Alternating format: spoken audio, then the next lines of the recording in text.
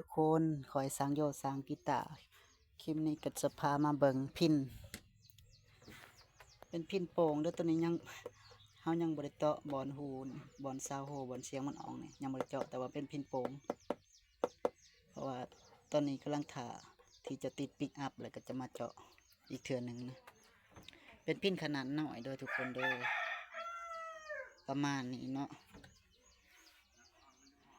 หูหางานสีกับประมาณนี้เด้อทุกคนเด้อลวดลายกับประมาณนี้เป็นพินไม้มะขามตัวนี้ก็จะมีลูกค้าสั่งไว้นะตัวนี้ก็ราคา850,000นะเป็นพินโป่งไฟผ้าเด้อสำหรับตัวนี้คลิปนี้กับพามาเบิ่งแล้วก็มาบอกเผื่อท่านใดที่สนใจอยากได้งานเฮ็ดพินสีมือสั่งโยเนาะสั่งเฮ็ดสั่งโยมีกำหนดที่จะเฮ็ดพินในราคาต่ำๆราคาถึกๆแบบนี้อยู่ประมาณ1 ปีเด้อทุกคนเด้อถ้าไผมีงบหน่อยต้องการให้เผาจองเผาสั่งด่วนเนาะพอทาใกล้1 ปีขึ้นมาสั่งโยอาจจะหยุดเฮ็ดรุ่นนี้เนาะอาจจะพัฒนาไปเฮ็ดรุ่นอื่นที่มันคักกว่านี้ดีกว่านี้ราคาสูงกว่านี้นะทุกคนคลิปนี้ก็มาบอกมาเตือนไว้ก่อนเนาะสำหรับท่านใดที่สายพินเนาะสิสนใจโอเคเด้อทุกคนก็ประมาณนี้นะบ่มีหยังหลายส่วนอันนี้ก็จะเป็นสเปคจะเป็นไม้มะขามเด้อทุกคนฟิงเกอร์บอร์ดนี่จะเป็นไม้มูนแล้วก็บิดตัวนี้ยังบ่ทันติดนะ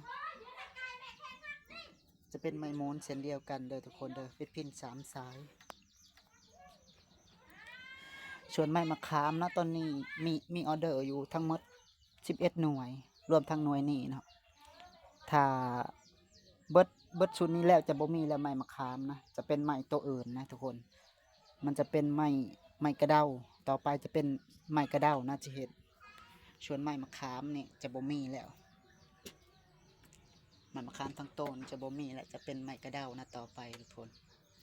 เพราะว่าตอนนี้มันมีออเดอร์อยู่11 หน่วยรวมทั้งหน่วยนี้เนาะจะมีพินโป่งธรรมดานี้5 หน่วยแล้วก็พินโป่งไฟฟ้าทั้งหมดเป็น6 หน่วยรวมทั้งหน่วยนี้กำลังเฮ็ดอยู่กำลังจะใกล้จะแล้วเดี๋ยวบัดแรกเราจะมาอัปเดตให้ทุกคนได้เบิ่งอีกเทื่อหนึ่งนะทุกคนนะกับบ่มีหยังหลายเนาะวันนี้ก็พามาส้มผลงานนะทุกคนก็ส่วนท่านใดที่สนใจอยากสั่งเฮ็ดกีตาร์บ่ก็มีให้สั่งเนาะทุกคนก็มีใหม่หลากหลายเนาะมีใหม่ลายงามๆสำหรับท่านใดที่สนใจมักลงไลน์ในงานลายใหม่ก็สามารถสอบถามราคาเบิ่งได้นะทุกคนนะสั่งโยยินดีเฮ็ดให้ทุกคนที่สนใจที่มักในผลงานของข่อยเด้อทุกคนเด้อโอเคนี่ก็พามาเบิ่งเนาะสั่งโยตัวจริงนะที่ว่าอันนี้นะทุกคนก็อันนี้จะเป็นมุมบอลเฮ็ดเวียกอาจจะบ่ได้หรูหราบ่ได้กว้างขวางปานใดเนาะเป็นมุมบอลนั่งเฮ็ดเวียกเนาะเป็นจุดที่ว่าเฮาเซตอัพกีตาร์เฮาใส่กีตาร์หยังต่างๆประกอบหยังต่างๆเนาะแต่ว่าอยู่จะมีอีกสถานที่หนึ่งที่ว่าแบบที่เราใส่พวกเครื่องจักรเครื่องหยังสักอย่างอะเครื่อง power tool นะมันจะมีเครื่องหนึ่งเป็นทนอกกับตอนนั้นจะบ่เหมาะสมอยู่ในนี้นะเพราะว่ามันจะหกลุงลังแล้วก็มันจะมีเสียงดังแล้วก็มีฝุ่นเนาะก็เลยแยกบอนเห็ดเนาะบ่ได้อยู่บอนเดียวกันโอเคประมาณนี้เนาะ